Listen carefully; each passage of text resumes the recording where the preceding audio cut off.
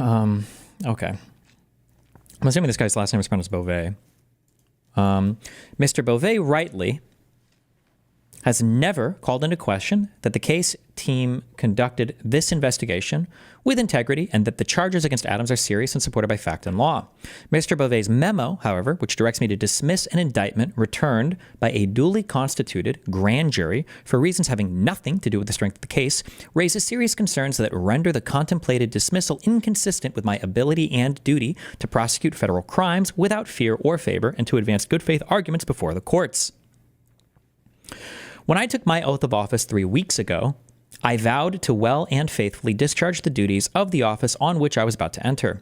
In carrying out that responsibility, I am guided by, among other things, the principles of federal prosecution set forth in the Justice Manual and your recent memoranda instructing attorneys for the Department of Justice to make only good faith arguments and not to use the criminal enforcement authority of the United States to achieve political objectives or other improper aims. I'm also guided by the values that have defined my over 10 years of public service.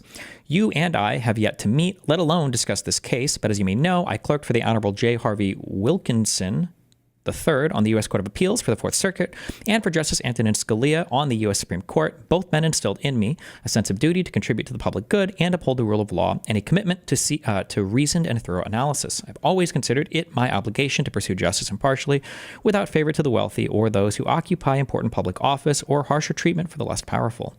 I therefore deem it necessary to the faithful discharge of my duties to raise the concerns expressed in this letter with you and to request an opportunity to meet to discuss them further.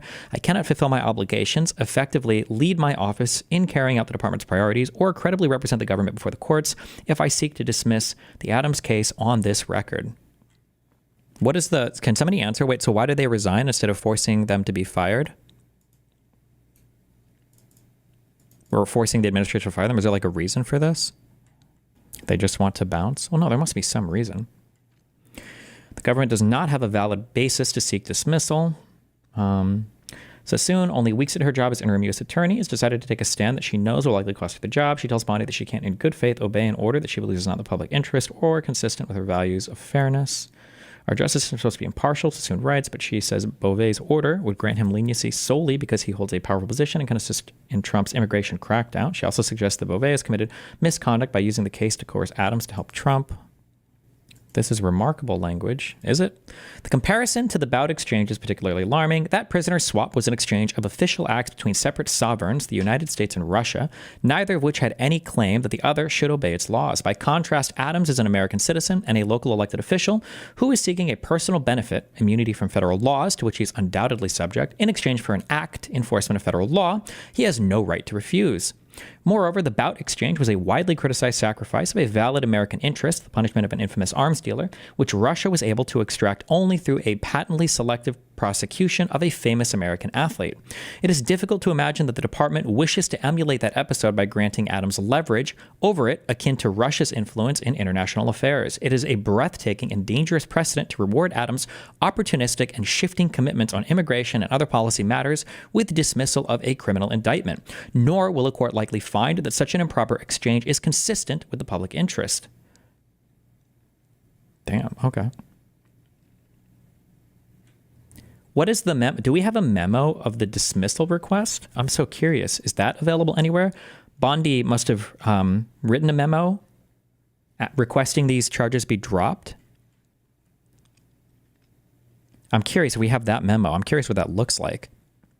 For Eric Adams? For the memo that Bondi had written for Eric Adams's charges to be dropped, yeah. Or maybe Bove wrote the memo. Can somebody link that? The memo suggests that the issue is merely removing an obstacle. Second, Mr. Bove states that dismissal is warranted because of the conduct of this office's former U.S. attorney, Damian Williams, which, according to Mr. Bove's memo, constituted weaponization of government as defined by the relevant orders of the president and the department. The generalized concerns expressed by Mr. Bove are not a basis to dismiss an indictment returned by a duly constituted grand jury, at least whereas here, the government has no doubt in its evidence or the integrity of its investigation. What is this? I attended a meeting on January 31st, 2025 with Mr. Bove, Adams' legal counsel, and members of my office. Adams' attorneys repeatedly urged what amounted to a quid pro quo, indicating that Adams would be in a position to assist with the department's enforcement policies only if the indictment were dismissed. Mr. Bove admonished a member of my team who took notes during that meeting and directed the collection of those notes at the meeting's conclusion. Jesus Christ. That's a big statement. I think this is the memo. Let's see, on February 10th. Did we read this on stream? We might have. I don't know if I remember reading this. You are directed as authorized by the Attorney General to dismiss the pending charges in U.S. v. Adams, Eric Adams, the New York mayor, as soon as is practicable, subject to the following conditions. 1, the defendant must agree in writing to dismissal without prejudice. And 2, the defendant must agree in writing that he is not a prevailing party under the Hyde Amendment. And 3, the matter shall be reviewed by the confirmed U.S. attorney in the Southern District of New York following the November 2025 mayoral election. The matter shall be reviewed based on consideration of all relevant factors, including those set forth below. There shall be no further targeting of Mayor Adams or additional investigative steps prior to that review. And you are further directed to take all steps within your power to cause Mayor Adams' security clearances to be restored. Wait, there shall be no further targeting of Mayor Adams, or they're just saying you can't even investigate this person? That is insane. What? Until the election? What? Until like the November election? Mr. Bove in the meeting with the New York Attorney General. Oh. You know what? Normally I ban for linking stupid shit like this, but... Nigga, is you taking notes on a criminal fucking conspiracy? What the fuck is you thinking, man? The Justice Department has reached this conclusion without assessing the strength of the evidence or the legal theories on which the case is based, which are issues on which we defer to the U.S. Attorney's Office at this time. Moreover, as I said during our recent meetings, this directive in no way calls into question the integrity and efforts of the line prosecutors. We did read this, yeah. Prosecutors responsible for the case, or your efforts in leading those prosecutors in connection with the matter you inherited. However, the Justice Department has determined that dismissal subject to the above described conditions is necessary for 2 independent reasons. First, the timing of the charges and more recent public actions by the former U.S. attorney responsible for initiating the case have threatened the integrity of the proceedings, including by increasing prejudicial pretrial publicity that risks impacting potential witnesses and the jury pool. It cannot be ignored that Mayor Adams criticized the prior administration's immigration policies before the charges were filed. Jesus. So they're just accusing the last Justice Department. They're accusing Biden of lawfare. That's what this is, basically. And the former U.S. attorney's public actions created appearances of impropriety that implicate the concerns raised in the Attorney General's February 5th, 2025 memorandum regarding restoring the integrity and credibility of the Department of Justice, as well as Executive Order 14147 entitled Ending the Weaponization of the Federal Government. These actions and the underlying case have also improperly interfered with Mayor Adams' campaign in the 2025 mayoral election. See this manual entitled Actions That May Have Impact on an Election. Second, the pending prosecution has unduly restricted Mayor Adams' ability to devote full attention and resources to the illegal immigration and violent crime that escalated under the policies of the prior administration. We are particularly concerned about the impact of the prosecution on Mayor Adams' ability to support critical ongoing federal efforts to protect the American people from the disastrous effects of unlawful mass migration and resettlement, as described in Executive Order 14165. Accomplishing the immigration objectives established by President Trump and the Attorney General is every bit as important, if not more so, as the objectives that the prior administration pursued by releasing violent criminals such as Victor Bout, the Merchant of Death. Accordingly, based on these additional concerns that are distinct from the weaponization problems, dismissal without prejudice is also necessary at this time. That's insane. What an unhinged memo. Jesus Christ. What's the acting Deputy Attorney General's name? Something Bove. What's his first name? Emile.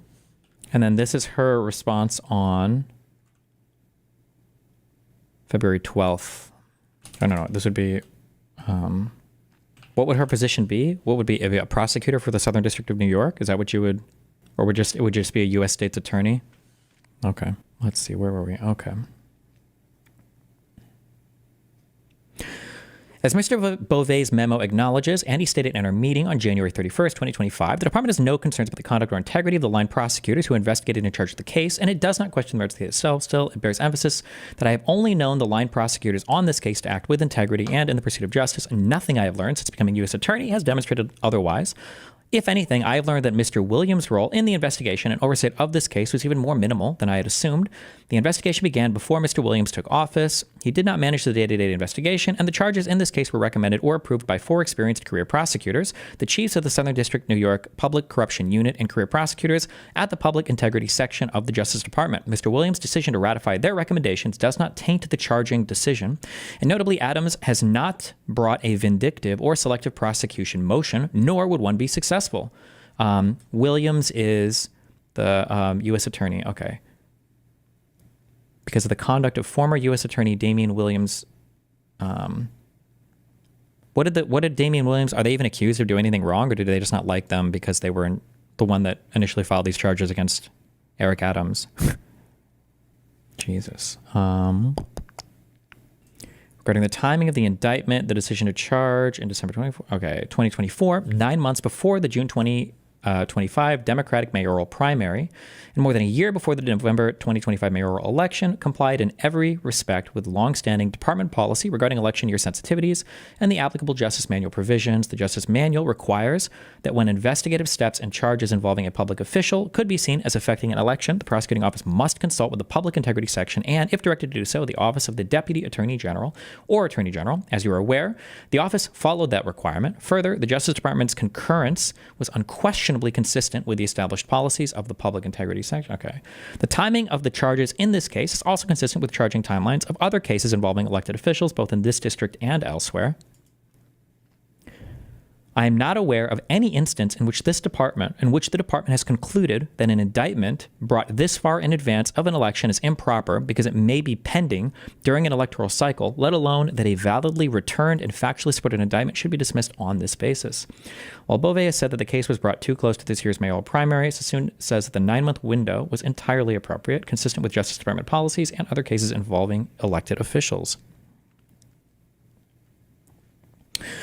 When first setting the trial date, the district court and the parties agreed on the importance of completing the trial before the upcoming mayoral elections, including before the Democratic primary, in which Adams is a candidate, so that the voters would know how the case resolved before casting their votes. Adams has decided that he would prefer the trial to take place before rather than after the June 2025 primary, notwithstanding the burden trial preparations would place on his ability to govern the city. But that is his choice, and the district court has made clear that Adams is free to seek a continuance. Mr. Bove's memo also refers to recent public actions by Mr. Williams. It is not my role to defend Mr. Williams' motives or conduct. Given the appropriate chronology of this investigation and the strength of the case, Mr. Williams' conduct since leaving government service cannot justify dismissal here. With respect to pretrial publicity, the district court has already determined that Mr. Williams' statements have not prejudiced the jury pool. The district court has also repeatedly explained that there is no evidence that any leaks to the media came from the prosecution team, although there is evidence media leaks came from the defense team and no basis for any relief. Mr. Williams' recent op-ed, the court concluded, generally talks about bribery in New York State, and so is not a comment on the case. Mr. Williams' website does not even reference Adams, except in the news articles linked there, and it is well settled that the U.S. attorneys in this and other districts regularly conduct post-arrest press conferences. Moreover, dismissing the case will amplify rather than abate concerns about weaponization of the department, despite Mr. Bove's observation that the directive to dismiss the case has been reached without assessing the strength of the evidence against Adams. Adams has already seized on the memo to publicly assert that he is innocent. We saw this in the Tucker Carlson episode, right? And that the accusations against him were unsupported by the evidence and based only on fanfare and sensational claims. Confidence in the department would best be restored by means well short of a dismissal. As you know, our office is prepared to seek a superseding indictment from a new grand jury under my leadership. We have proposed a superseding indictment that would add an obstruction conspiracy count based on evidence that Adams destroyed and instructed others to destroy evidence and provide false information to the FBI, and that would add further factual allegations regarding his participation in a fraudulent straw donor scheme. Sassoon drops a bit of a bomb here, at least to anyone outside the Justice Department. She says that prosecutors in her office have sought permission to add obstruction conspiracy charges against Adams for destroying evidence and destroying evidence of the API. That request for superseding indictment was apparently not approved. Damn, okay.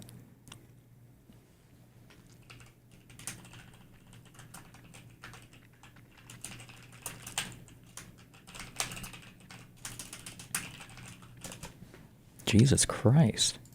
This is more than enough to address any perception of impropriety created by Mr. Williams' personal conduct. The Bove memo acknowledges as much, leaving open the possibility of refiling charges after the November 2025 New York City mayoral election, nor is conditioning the dismissal on the incoming U.S. attorney's ability to reassess the charges consistent with either the weaponization rationale or the law concerning motions under Rule 48A. To the contrary, keeping Adams under the threat of prosecution while the government determines its next steps is a recognized reason for the denial of a Rule 48A motion. Adams' consent will not aid the department's arguments. Mr. Bove specifies that Adams must consent in writing to dismissal without prejudice. To be sure, in the typical case, the defendant's consent makes it significantly more likely for courts to grant motion to dismiss. The motion is uncontested, but Adams' consent, which was negotiated without my office's awareness or participation, would not guarantee a successful motion, given the basic flaws in the started rationales for dismissal. Declining to rubber stamp dismissal because although defendant did not appear to object, the court is vested with the responsibility of protecting the interests of the public on whose behalf the criminal activity is brought. Seeking leave of court to dismiss a properly returned indictment based on Mr. Bove's stated rationales is also likely to backfire by inviting skepticism and scrutiny from the court that will ultimately hinder the Department of Justice's interests. In particular, the court is unlikely to acquiesce in using the criminal process to control the behavior of a political figure. While judges normally approve requests by prosecutors to drop cases, Sassoon may be sending a message here to the judge in Adams' case, Dale E. Ho, by explaining the reasons why she thinks that he may not go along so easily.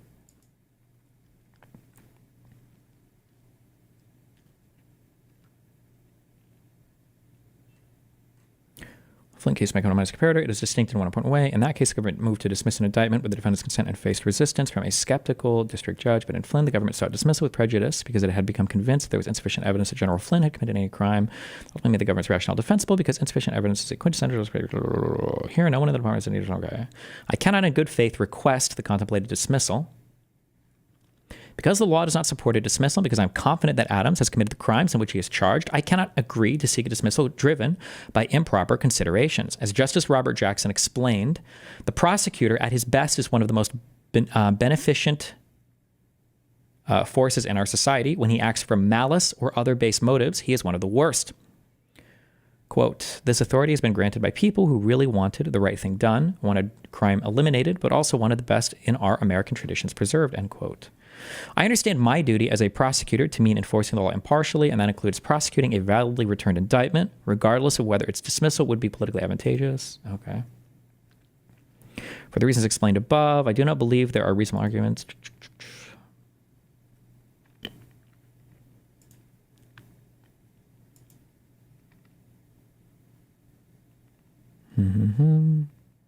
I remain baffled by the rushed and superficial process by which the decision was reached in seeming collaboration with Adams's counsel and without my direct input on the ultimate stated rationales for dismissal. Mr. Bove admonished me to be mindful of my obligation to zealously defend the interests of the United States and to advance good faith arguments on behalf of the administration.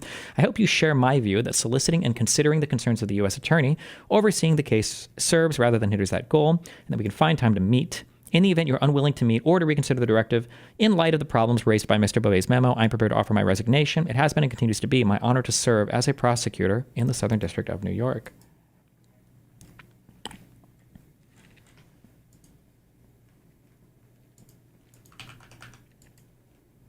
Jesus. This is Trump's statements today about her. Can you sum that up? Yeah, so the summary is,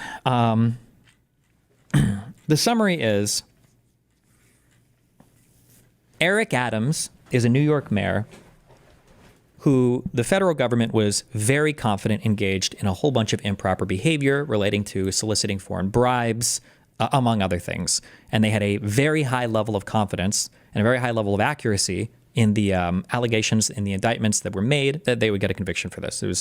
She sounds incredibly confident. Federal indictments are usually pretty block solid. And a grand jury agreed and returned an approval on this indictment. So basically, federal government thinks that the mayor, Eric Adams, has done a big bad.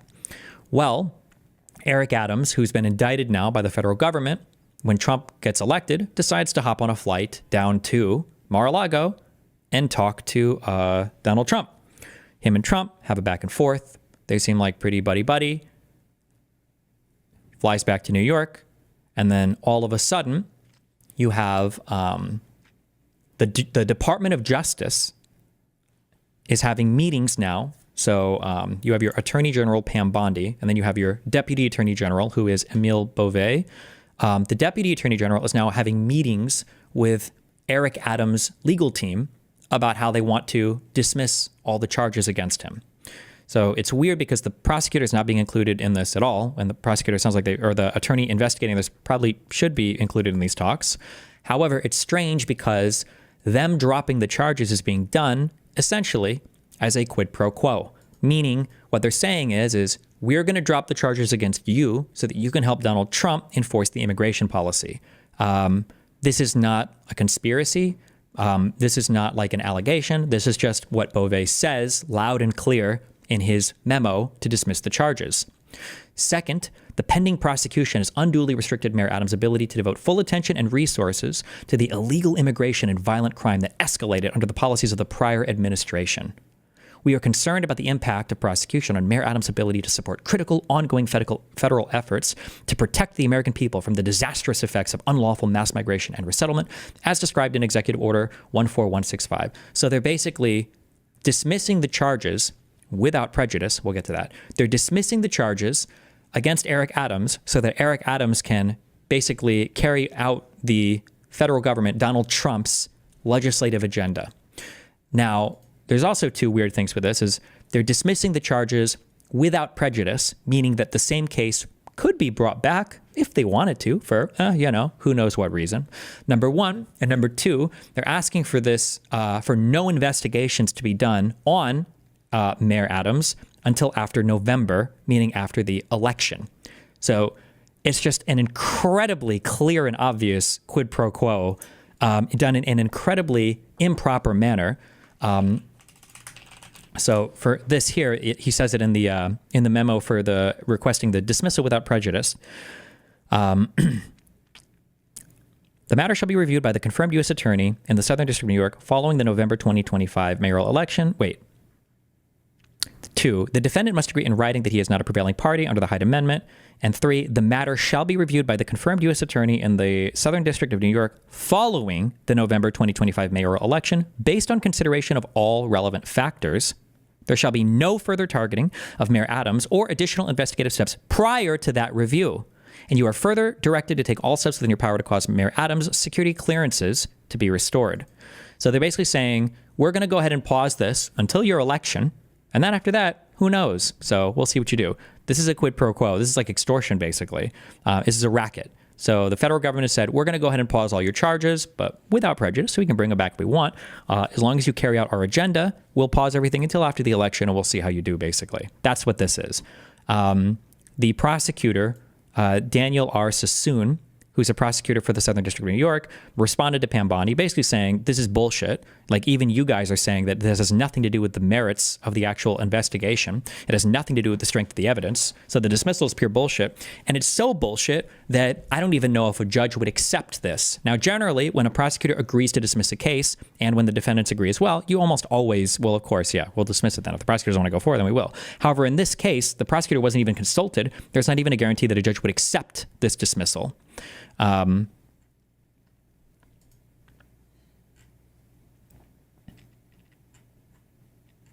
so she's basically saying, like, I'm not dismissing this case. If you want to meet with us, we can have a discussion about it, but this is bullshit. And if you want me to discuss this, or if you want me to really just dismiss this, I'm quitting. I'm done. Like, that's what this is basically.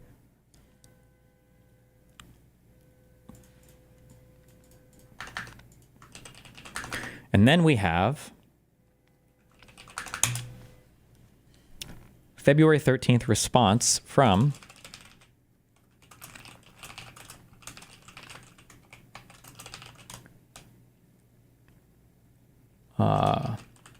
Bove, I'm guessing? Or is this from Bondi? Oh, yeah.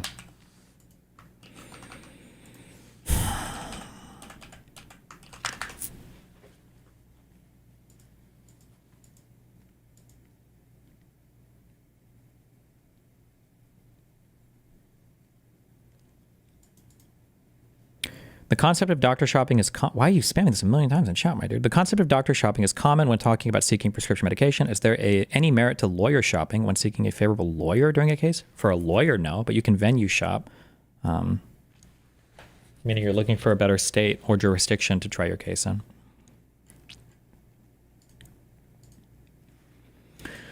Miss Sassoon, in response to your refusal to comply with my instruction to dismiss the prosecution of Mayor Eric Adams, I write to notify you of the following. First, your resignation is accepted. This decision is based on your choice to continue pursuing a politically motivated prosecution despite an express instruction to dismiss the case. You lost sight of the oath that you took when you started at the Department of Justice by suggesting that you retain discretion to interpret the Constitution in a manner inconsistent with the policies of a democratically elected president and a Senate-confirmed Attorney General. So remember, we see this. These are your big, these are your fascism lines that should be like ringing a bell for you every time you see this. Constitution is always a big fasci indicator here, because when the president says Constitution, what he's saying is I can break the law because I know that I'm being constitutional. That's always what that means. That's what it meant during the elector scheme, and that's what it meant when they wanted to break with the Electoral Count Act. They kept saying, well, we're just following the Constitution. What they mean to say is that's why we're breaking the law, because we think we're adhering to the Constitution and not those phony laws.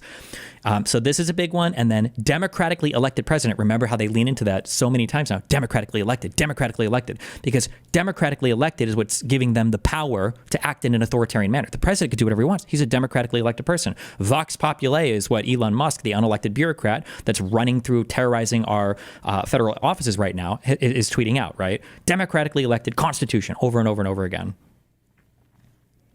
Second, you indicated that the prosecution team is aware of your communications with the Justice Department, is supportive of your approach, and is unwilling to comply with the order to dismiss the case. Accordingly, the AUSA's principally something U.S. attorneys?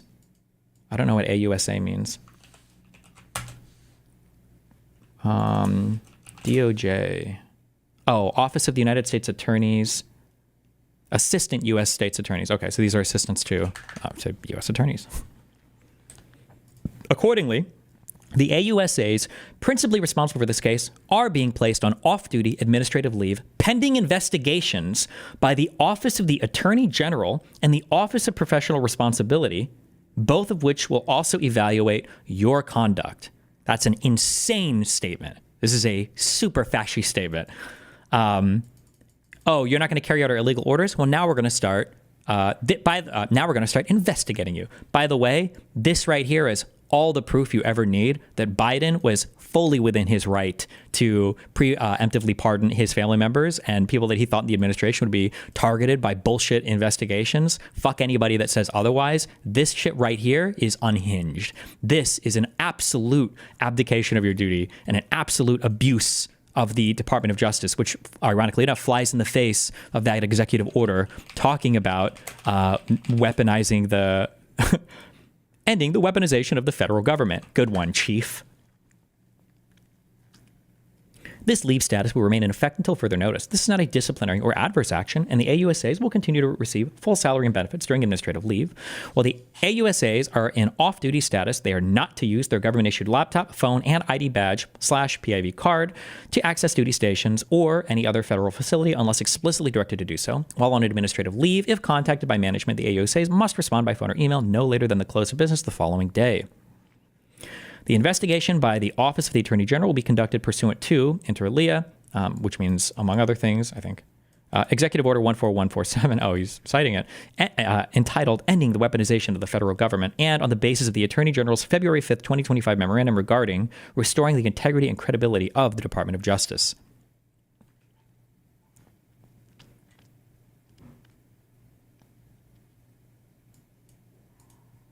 Oh, at the conclusion of these investigations, the Attorney General will determine whether termination or some other action is appropriate, implying they're going to try to find things to charge them with crimes on. And remember, as we saw with Hunter Biden, these guys are willing to fish. They will fish as long and as hard and as far and as deep as they possibly can to find ways to charge people with crimes. They did it with Bill Clinton. They did it with Hunter Biden. They tried to do it with Hillary Clinton. Based on attendance at our recent meetings, I understand the relevant AUSAs to be Hagen Scotton and Derek Wickstrom. If either, I like how he's naming them, if either of these assistant U.S. attorneys wish to comply with my directive, but was prohibited from doing so by you or the management of your office, or if these AUSAs wish to make me aware of other mitigating considerations they believe are relevant, they can contact my office directly. The Justice Department Division and EOUSA Executive Office for United States Attorneys provides executive administrative support for the 93 U.S. states. Okay. Have taken steps to remove access to electronic devices, and I ask that you and the AUSAs cooperate with those efforts and preserve all electronic and hard copy records relating to this matter, whether they are stored on official or personal devices. Third, under your leadership, the office has demonstrated itself to be incapable of fairly and impartially reviewing the circumstances of this prosecution. I like how even in his first memo, he literally admits that the Justice Department, that's them, when they wanted to drop the charges against Eric Adams, they say that they reached their conclusion without assessing the strength of the evidence or the legal theories on which the case is based.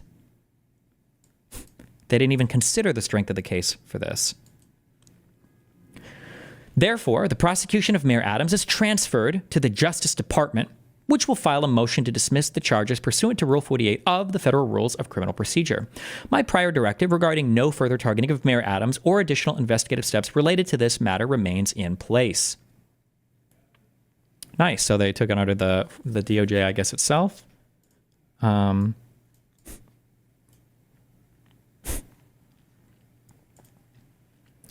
Background. On January 20th, 2025, is any of this, does it matter at all, or? He's just summarizing the other things, basically. On February 10th, 2025, I directed you to dismiss the prosecution of Mayor Adams based on well-founded concerns. That's just a word they just added, well-founded. That's not true at all. Regarding weaponization, election interference, and the impediments that the case has imposed on Mayor Adams' ability to govern and cooperate with federal law enforcement to keep New York City safe. They literally call out the quid pro quo here. How is he supposed to do Daddy Trump's bidding if you guys are up his ass all the time with these fucking federal charges?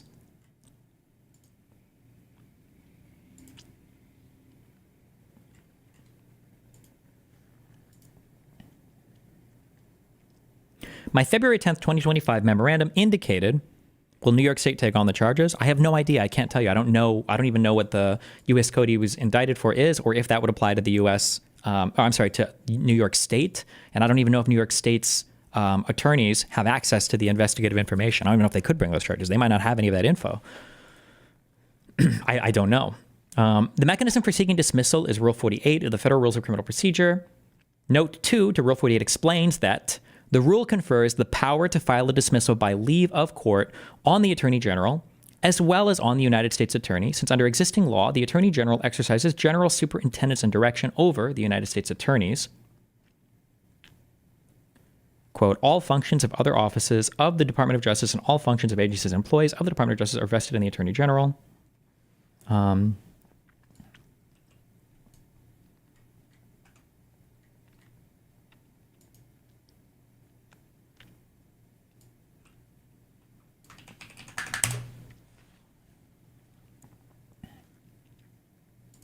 Let's see. I'm just curious what this...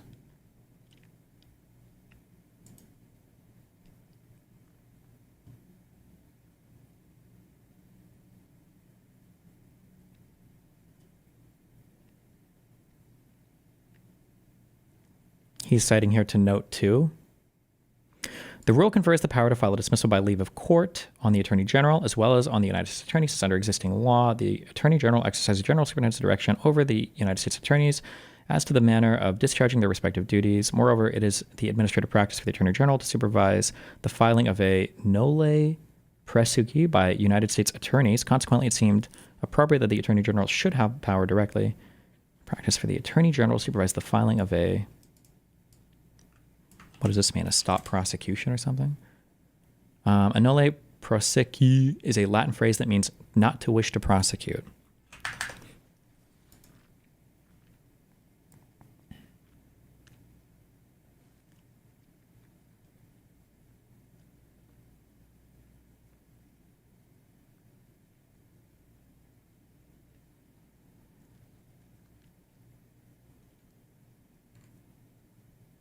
Okay. I mean, obviously the Attorney General has the power, of course, but to do it without any input from the prosecutors, that attorney is wild.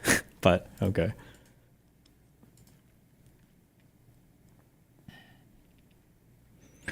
Prior to issuing the February 10th, 2025 memorandum, I reviewed public filings in this matter and your office's prosecution memoranda and classified submissions. I met with you and the prosecution team, held a separate meeting that involved you, the prosecution team, and defense counsel, and then met with you privately in my office. During those meetings, I invited written submissions from both sides, and I carefully reviewed those submissions. Thus, your recent suggestions about a lack of process around the Justice Department's decision are not grounded in reality. You have not complied. So her complaint was that the prosecution wasn't really conferred with here, and they basically just made this deal beforehand.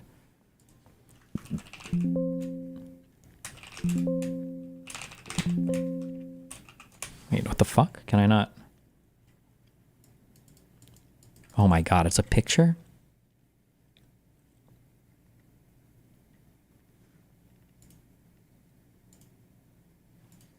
Fuck you. So she's referring to this meeting on January 31st, or Bove is referring to this meeting on January 31st.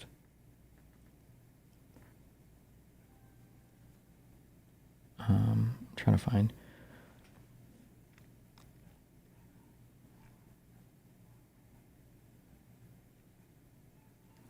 Bove disclaimed any intention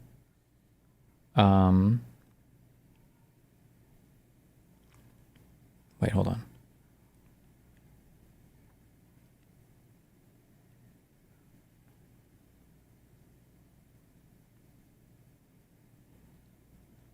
Mr. Bove disclaimed any intention to exchange leniency in this case for Adams' assistance in enforcing federal law.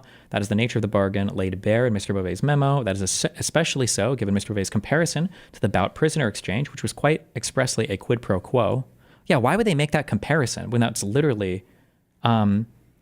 wait, can somebody show me where this prisoner exchange thing was made? Is she referencing it for the first time publicly here in this February 12th response? Is there any public indication of that prior to her referencing it, or was that just her referencing that meeting?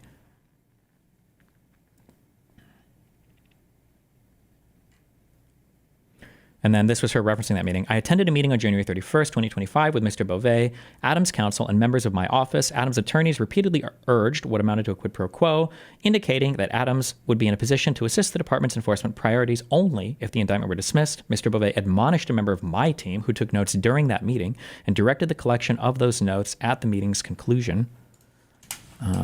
This was a January 31st meeting.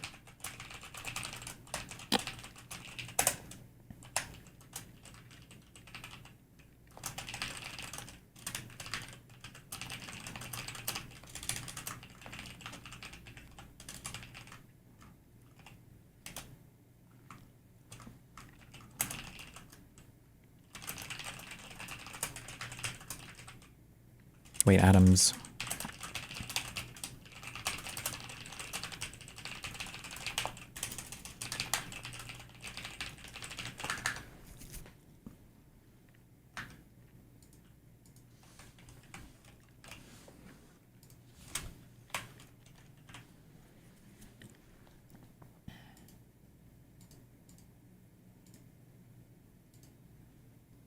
January 31st article. Oh, okay.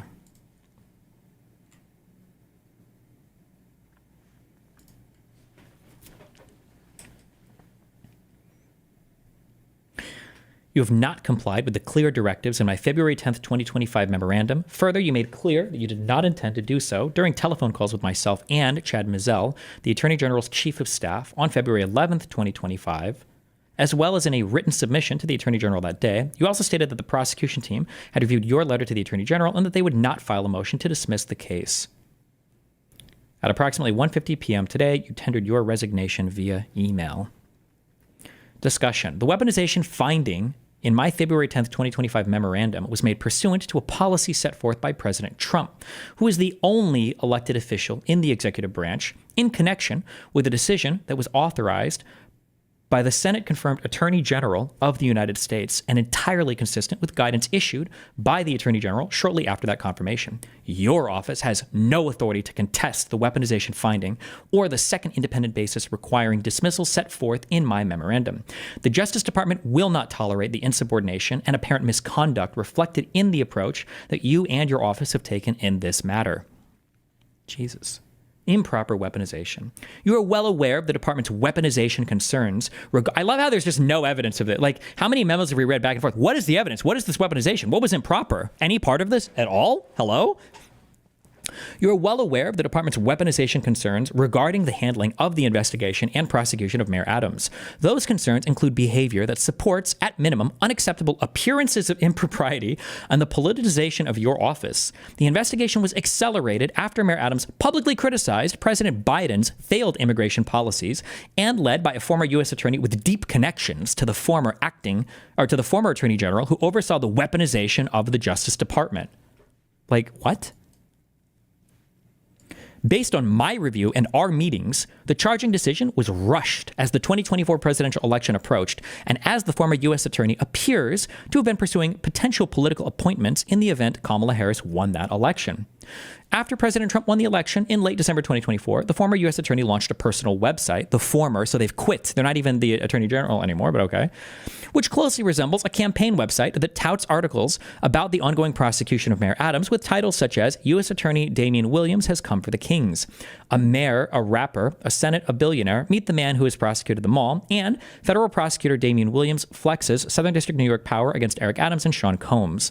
The former U.S. attorney increased the appearances of impropriety by releasing an op-ed on January 16, 2025 entitled An Indictment of the Sad State of New York Government. In that piece, he disparaged Mayor Adams with the following comment: America's most vital city is being led with a broken ethical compass. So he can't talk about what he's done in office if he's running for election next? Where is the evidence of impropriety? Like, where is the... Read footnote 3. You correctly noted in your letter to the Attorney General that during the second meeting, I questioned why a member of the prosecution team appeared to have been brought for the sole purpose of transcribing our discussion. You failed to note, however, that I made those comments in the context of a conversation about leaks relating to our deliberations. What?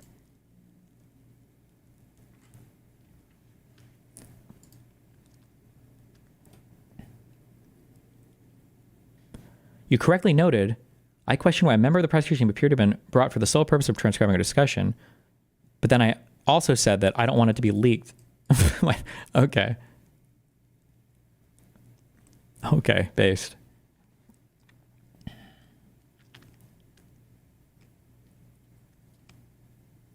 The former U.S. attorney also made what I reasonably interpreted as a reference to himself in that piece when he suggested that there was a need for elected officials willing to disrupt the status quo. You did not directly defend the former U.S. attorney's behavior in response to a recent defense motion, nor could you. His actions inappropriately politicized and tainted your office's prosecution, potentially permanently. Instead of addressing these concerns with the district court, you simply claimed that these actions were beside the point. Not true. The actions by the former U.S. attorney implicate the concerns that President Trump raised in Executive Order 14147 in connection with the prosecution of an elected official who voiced opposition to the prior administration's policies. The fact that the district court denied the defense motion does not establish that continuing the prosecution of Mayor Adams reflects an appropriate exercise of prosecutorial discretion. Similarly, the fact that AUSAs convinced a grand jury to return an indictment based on a one-sided and inherently partial presentation of the evidence does not establish that the case was appropriate at the time, much less that it would be appropriate to continue to pursue the case based on events that occurred around or after the true bill was returned. Aren't grand juries always one-sided by definition? Can you present counter information, grand indictment hearing? A grand jury may decide not to charge an individual based upon the evidence. No indictment will come from the grand jury. All proceedings and statements.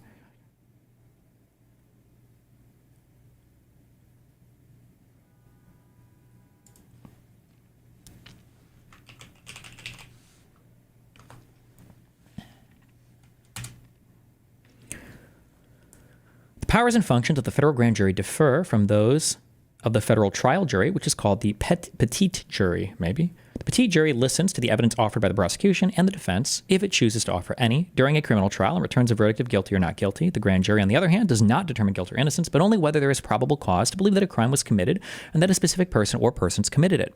If the grand jury finds that probable cause exists against a person suspected of having committed the crime, then it will return a written statement of the charges called an indictment. After that, the person will go to trial.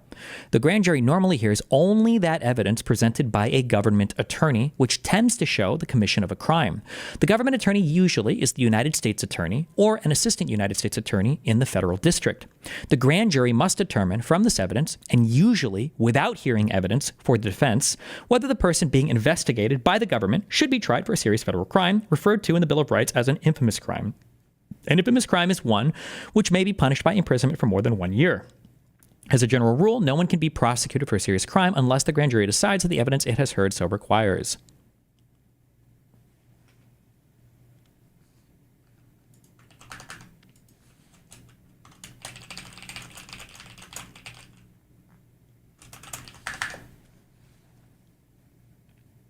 HAW just dropped a video defending the drop charges against Eric Adams. Oh no, you're going to make me want to kill myself if I watch this.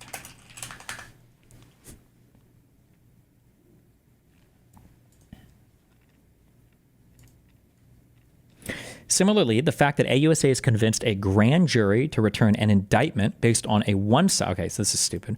The Justice Department will not ignore the fact that the timing of charges authorized by a former U.S. attorney with apparent political aspirations interferes with Mayor Adams' ability to run a campaign in the 2025 election. Jesus, 9 months in the future? Like... Your reference to the schedule underlying the prosecution of Senator Robert Menendez is not in any way persuasive in light of the evidence handling issues that arose in connection with that trial. If anything, that experience counsels in favor of more caution in these matters, not less, but the record does not reflect such caution. In October 2024, an AUSA responsible for the prosecution of Mayor Adams represented that the first batch of discovery in the case included about 560 gigabytes of data. Thus, as a trial date was negotiated, Mayor Adams was faced with an impossible choice between seeking to defend himself at a pre-election trial in the hopes that he could campaign based on exoneration and taking a reasonable amount of time to review the discovery and prepare his defense at a post-election trial. His acquiescence in the former option does not justify your office's decision. 560 gigabytes of what kind of data? Bro, that could just be 2 fucking Call of Duty installs. In your letter to the Attorney General, you made the dubious choice to invoke Justice Scalia. As you are likely aware from your professional experience, Justice Scalia fully understood the risks of weaponization and lawfare. Nothing is so politically effective as the ability to charge one's opponent and his associates as not merely wrong-headed, naive, ineffective, but, in all probability, crooks. And nothing so effectively gives an appearance of validity to such charges as a Justice Department investigation and, even better, prosecution. Incredibly ironic for him to say that, given that at the beginning of this, he literally said that he's going to be investigating and looking at everybody related to her office.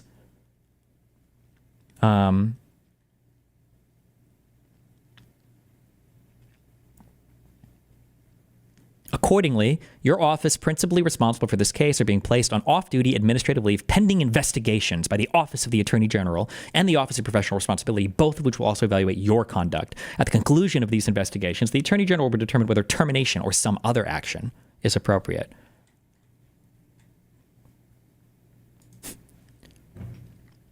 While the former U.S. attorney is not a special counsel, Justice Scalia's Morrison dissent aptly summarized the department's weaponization concerns here. Jesus.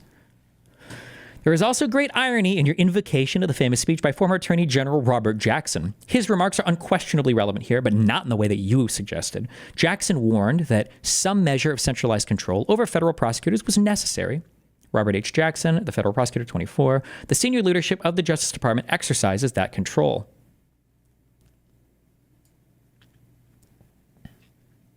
Do you think that he was saying that an attorney general should just be dismissing things without...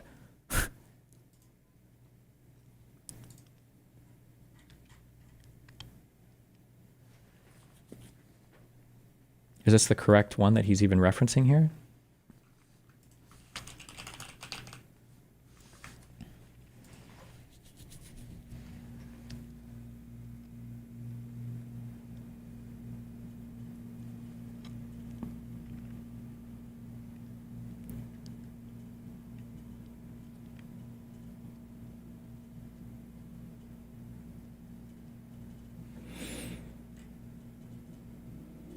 Your responsibility in your several districts for law enforcement and for its methods cannot be wholly surrendered to Washington and ought not to be assumed by a centralized Department of Justice. It is an unusual and rare instance in which the local district attorney should be superseded in the handling of litigation, except where he requests help of Washington.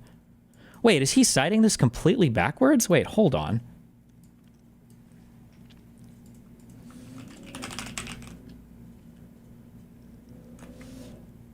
I'm just going to read this whole thing. I don't even know what this is in reference to.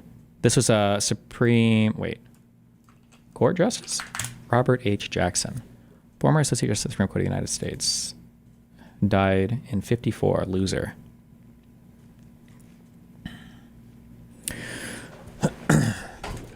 Whoops.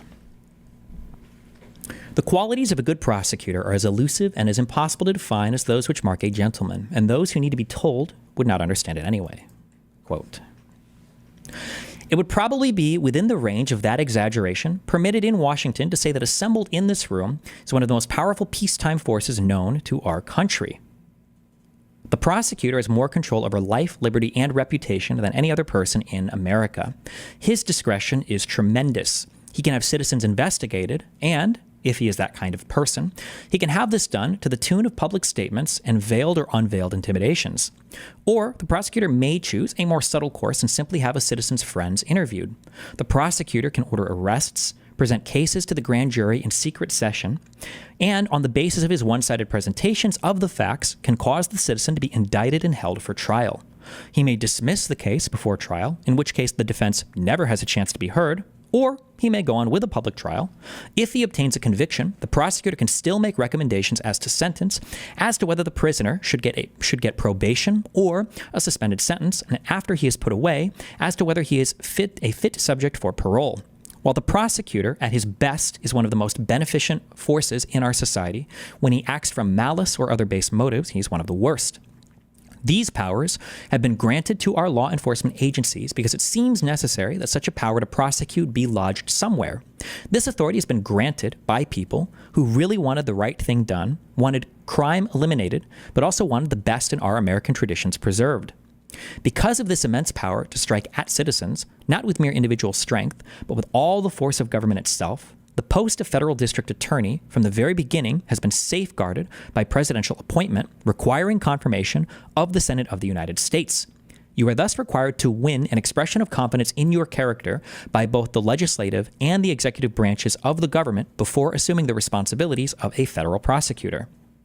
Your responsibility in your several districts for law enforcement and for its methods cannot be wholly surrendered to Washington and ought not to be assumed by a centralized Department of Justice. It is an unusual and rare instance in which the local district attorney should be superseded in the handling of litigation, except where he requests help of Washington. It is also clear that with his knowledge of local sentiment and opinion, his contact with and intimate knowledge of the views of the court, and his acquaintance with the feelings of the group from which the jurors are drawn, it is an unusual case in which his judgment should be overruled. Experience, however, has demonstrated that some measure of centralized control is necessary. In the absence of it, different district attorneys were striving for different interpretations or applications of an act, or were pursuing different conceptions of policy. Also, to put it mildly, there were differences in the degree of diligence and zeal in different districts. To promote uniformity of policy and action, to establish some standards of performance, and to make available specialized help, some degree of centralized administration was found necessary. Our problem, of course, is to balance these opposing considerations. I desire to avoid any lessening of the prestige and influence of the district attorneys in their districts. At the same time, we must proceed in all districts with that uniformity of policy which is necessary to the prestige of federal law. Nothing better can come out of this meeting of law enforcement officers than a rededication to the spirit of fair play and decency that should animate the federal prosecutor. Your positions are of such independence and importance that while you are being diligent, strict, and vigorous in law enforcement, you could also afford to be just. Although the government technically loses its case, it is really won if justice has been done. The lawyer in public office is justified in seeking to leave behind him a good record, but he must remember that his most alert and most alert and severe, but just, judges will be the members of his own profession, and that lawyers rest their good opinion on each other, or of each other, not merely on results accomplished, but on the quality of the performance. Reputation has been called the shadow cast by one's daily life. Any prosecutor who risks his day-to-day professional name for fair dealing to build up statistics of success has a perverted sense of practical values as well as defects of character. Whether one seeks promotion to a judgeship, as many prosecutors rightly do, or whether he returns to private practice, he can have no better asset to have his profession recognized than his attitude towards those who feel his power has been dispassionate, reasonable, and just. The federal prosecutor has now been prohibited from engaging in political activities. I'm convinced that a good faith acceptance of the spirit and letter of this document. Okay. I don't think the rest of this has anything. Okay. So the beginning of this is just talking about the tension that exists between having law and policy that's like discharged evenly throughout all of your federal prosecutors while also recognizing their independence. There is great irony in your invocation of the famous speech by former Attorney General Robert Jackson. His remarks are unquestionably relevant here, but not in the way you suggested. Jackson warned that some measure of centralized control over federal prosecutors was necessary. This is a ridiculous misquote. When Jackson warns, he didn't warn that some measure was necessary. He just said that you have to have some measure of centralized control because obviously because you need to make sure that the policy is the same through all of your different districts. But like in the paragraph preceding this, he's literally saying your methods of law enforcement cannot be wholly surrendered to Washington and ought not to be assumed by Pam Bondi, by a centralized Department of Justice. It would be an unusual and rare instance in which the local district attorney, so in this case, Ms. Sassoon, should be superseded in the handling of litigation, except where he requests help of Washington, or in this case, she. It's also clear that with the local knowledge of local sentiment, his her contact with, and his knowledge of the U.S. court, it's an unusual case in which their judgment should be overruled, like it's being right now. That's a crazy misquote, but okay, or whatever. Are your Obsidian notes public? Yeah, I'll publish them at the end of the stream.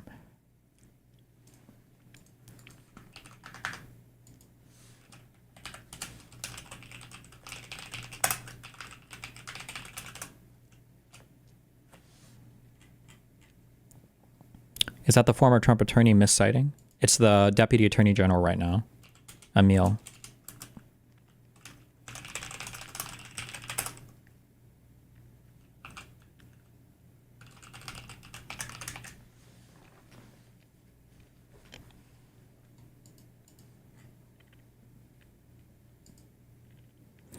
Destiny, this guy was the main American Nuremberg trials judge, considered an authority amongst American judges. Robert H. Jackson shaped 20th century law for the whole world. Well, thank you. Okay.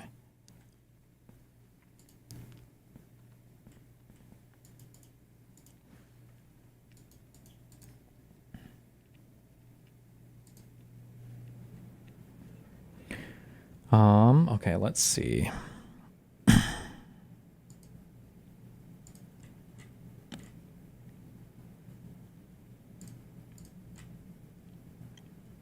Adams fundraiser charged on conspiracy today at Destiny. Haha. Wait, did a superseding indictment go through, or was it a different charge from a different district or from a different venue? Did the New York State charge him?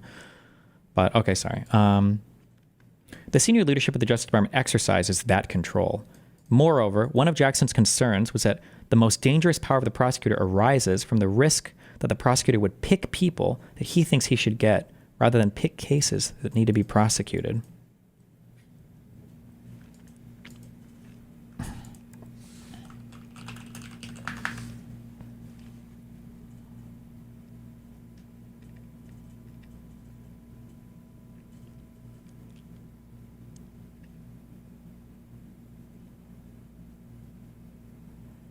You have to show why this is an improper pick, though. They literally said, Bove literally said that they're not even going to talk about the strength of the evidence against the person.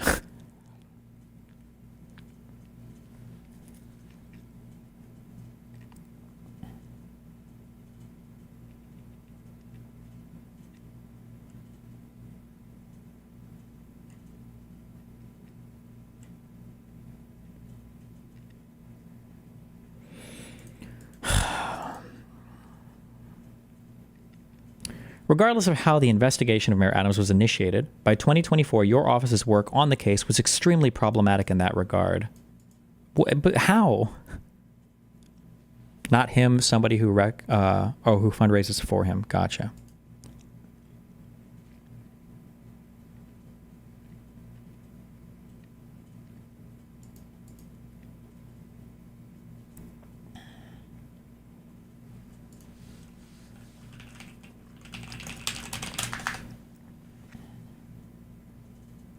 Finally, your suggestion that President Trump should issue a pardon to Mayor Adams. Oh, wait, did she suggest that? Hold on.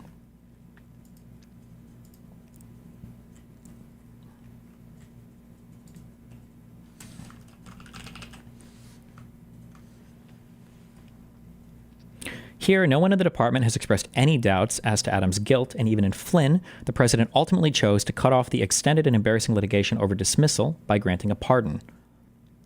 Oh, she didn't suggest it. She was just citing to a case that he brought up. Nor is there any realistic possibility that Adams' consent will prevent a lengthy judicial inquiry that is detrimental to the department's reputation, regardless of outcome. In that regard, although the Flynn case may come to mind as a comparator, it is a distinct... Oh, they were talking about how the charges against Flynn were dismissed, but they were dismissed because the prosecutors didn't think they could win, which is a very valid reason for dismissing things, right? So she didn't suggest a pardon at all there. That's ridiculous to say, but okay. Finally, your suggestion that President Trump should issue a pardon to Mayor Adams reveals that your office's insubordination is little more than a preference to avoid a duty that you regard as unpleasant and politically inconvenient. Your oath to uphold the Constitution does not permit you to substitute your policy judgment for that of the president or senior leadership of the Justice Department, and you are in no position to suggest that the president exercise his exclusive Article 2 authority to make your job easier. She didn't suggest that at all, but okay.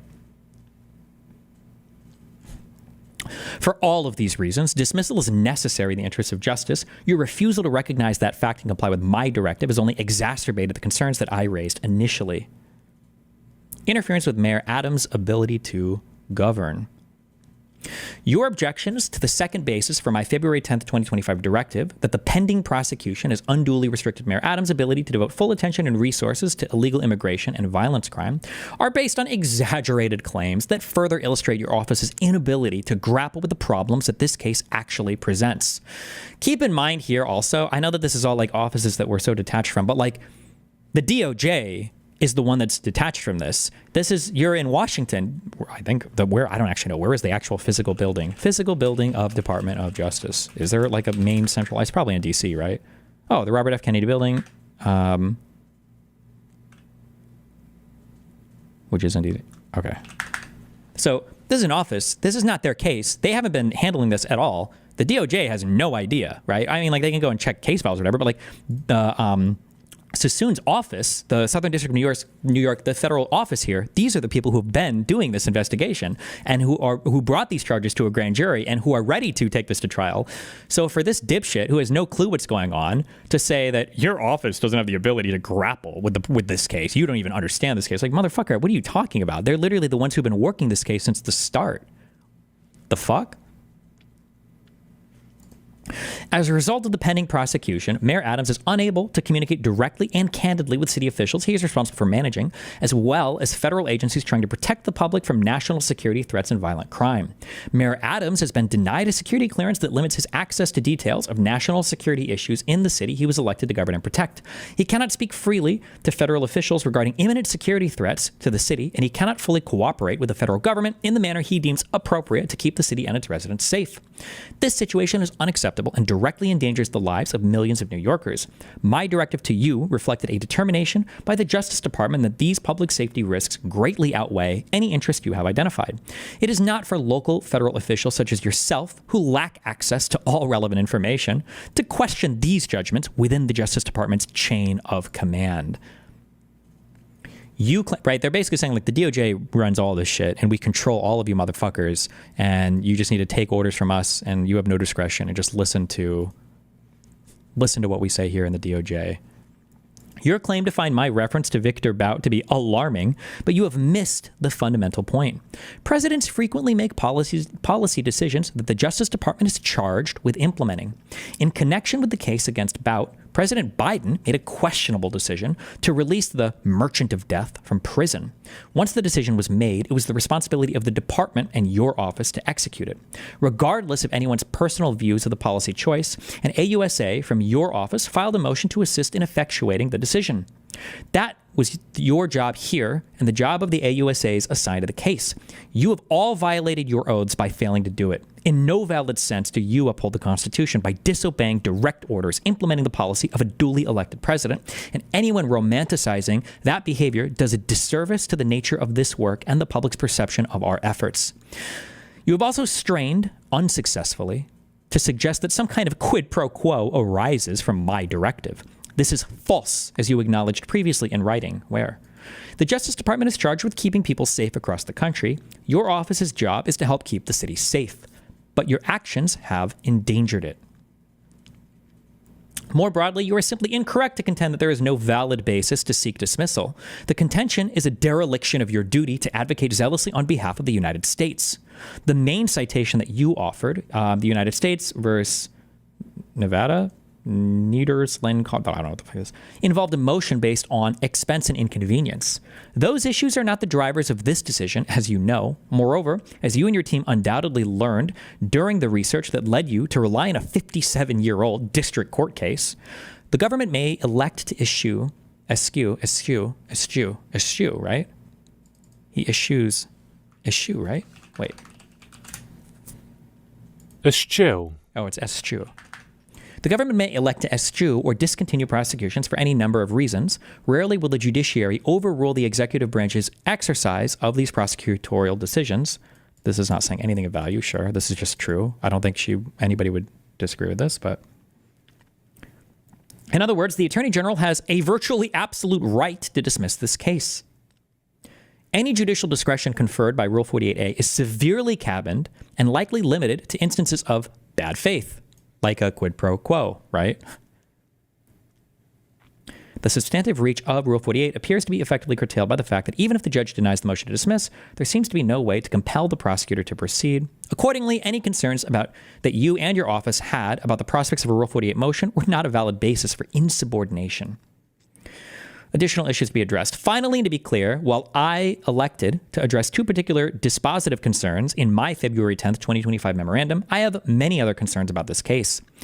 The case turns on factual and legal theories that are, at best, extremely aggressive. For example, the district court explained that it is not inconceivable that the Second Circuit or the Supreme Court might, at some point in the future, hold that an official act, as defined in McDonald, is necessary under Section 666, at least as to government actors. It is not inconceivable that the Second Circuit or the Supreme Court might, at some point, hold that an official act, as defined in McDonald, is necessary under Section 666. I don't know anything about this.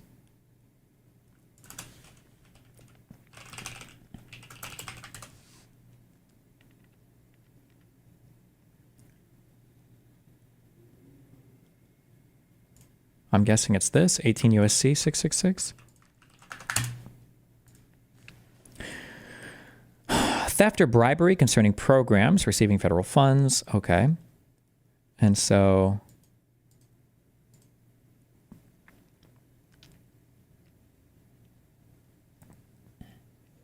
The district court also acknowledged that there is some force to Mayor Adams' challenges to the office's quo theories in the case.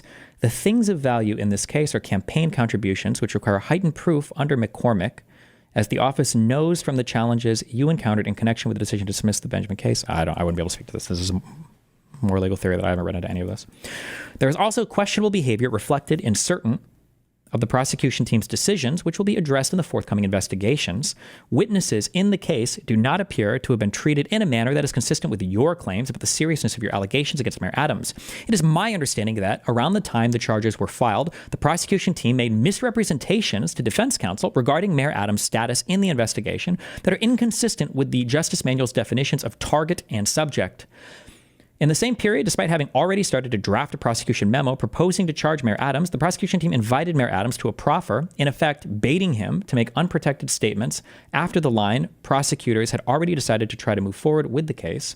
I take no pleasure in imposing these measures, initiating investigations, and requiring personnel from the Justice Department to come to your district to do your work, or to do work that your team should have done and was required to do. In this instance, however, that is what is necessary to continue the process of reconciliation and restoration of the Department of Justice's core values, as the Attorney General explained on February 5th, 2025. Jesus Christ.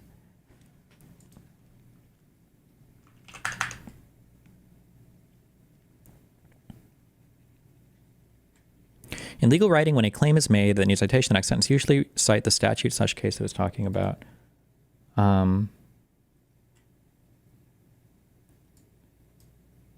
Yeah, I don't know what this McDonald case is about. I don't know what this McCormick case is about, so I wouldn't know what. I'm just not familiar with the cases at all.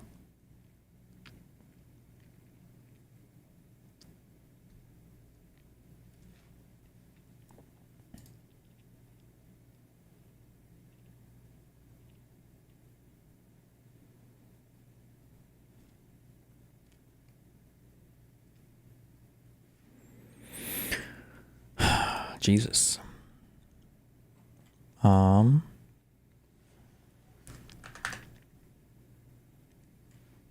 Where are we at? So then where are we at on this? This was, oh wait, today's the 13th. So she's gone. Apparently Trump made a comment on this. That war is a horrible war. It's a vicious, bloody war. We want to end it. To your other question, that U.S. attorney was actually fired. I don't know if he or she resigned, but that U.S. attorney was fired. That war is a horrible war. It's a vicious, bloody war. We want to end it. To your Do you think that the executive branch is trying to neutralize the judicial branch entirely? The whole unelected judges talking point sounds like they are gearing up to completely undermine and usurp the role of the judiciary and appeal to the DOJ. Maybe. So the real interesting question, because what we're gearing up for like one of two huge things. And I'm on huge copium right now, not relying on the goodwill of anybody, but on relying actually on like the power grabbing of this Supreme Court. The copium right now is that despite what anybody might say about the Supreme Court and being improper in terms of giving more power to the presidency, people have also said that the Roberts Court will take as much power for themselves as possible. So for instance, I do not have a good knowledge of all the Supreme Court cases, so I'm only going by the ones that obviously I've read through, but like overturning Chevron, which allowed the executive branch to have, it was called Chevron deference, but basically more latitude in interpreting laws from Congress. When the Supreme Court overturned that, the Supreme Court said, no, the executive, you don't get to decide what Congress says is legal. That's our decision. That was the executive branch, or that was the judiciary, the Supreme Court, taking power away from the executive branch, and arguably a little bit of power away from Congress. In the immunity ruling, you could argue that the immunity ruling, in a way, granted more power to the executive branch by allowing the president to be a criminal. However, in a way, it's also a power grab for the Supreme Court, because any criminal charge that would have presumptive immunity, meaning the president can't be charged with this unless you can make a really good reason for why it won't interfere with his ability to discharge his duties, has to run through the Supreme Court first. So ultimately, it's the Supreme Court that gets to decide whether or not the president's actions are immune from criminal investigation or prosecution. So right now, you have an executive branch that has absolutely no respect whatsoever for the judiciary. So the question is going to be, how does the Supreme Court respond to the president basically saying, we're taking all of your power, we don't need you anymore? Is the Supreme Court going to fight back, to fight for its own legitimacy and to fight for its own power, and basically to chastise the executive? Or is the Supreme Court going to write itself out of existence, basically? That's the question, I guess. But we'll see when these start to get to the Supreme Court, I guess, and see what actually happens.